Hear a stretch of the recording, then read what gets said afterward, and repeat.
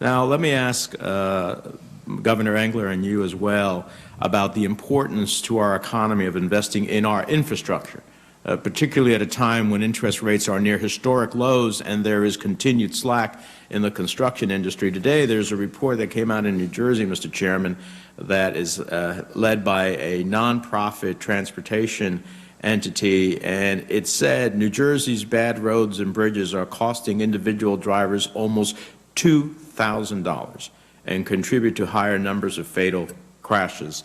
And it goes on to talk about a whole host of elements. When we're thinking about this, we're talking about people getting to work, workforces getting to sales forces getting out there, being able to sell the products, being able to move our products to marketplace, to ports and whatnot. Can you talk about the importance of investments in infrastructure? Because we always look at this with a transportation trust fund that it continuously seems to be broke, and we do it in short-term entities instead of also looking at the investment and the ripple effect that that generates. Could you respond to that?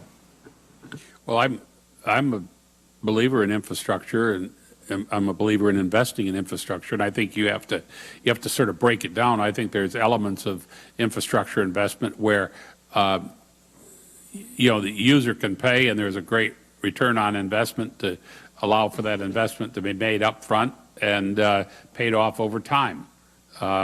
Examples of that, you know, you've certainly got you know, everything from the air traffic control system to, I mentioned the electric grid earlier.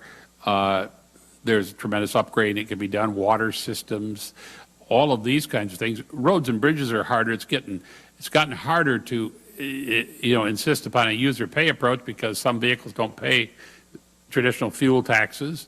The efficiency of the fleet is such today that we drive many more miles for census and taxes paid.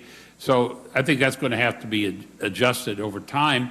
You've been fixing the trust fund holes with general fund borrowing.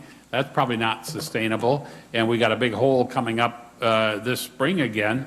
One of the things that is driving all of America crazy is the inability to plan longer term for anything, whether it's tax provisions that expire.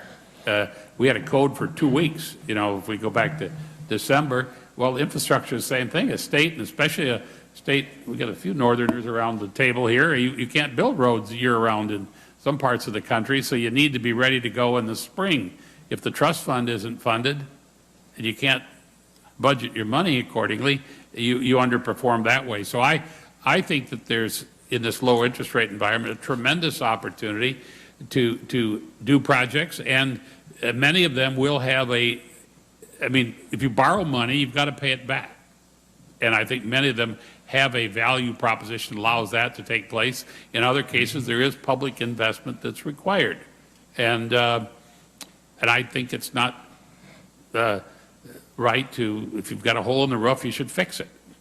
Senator, your time is up.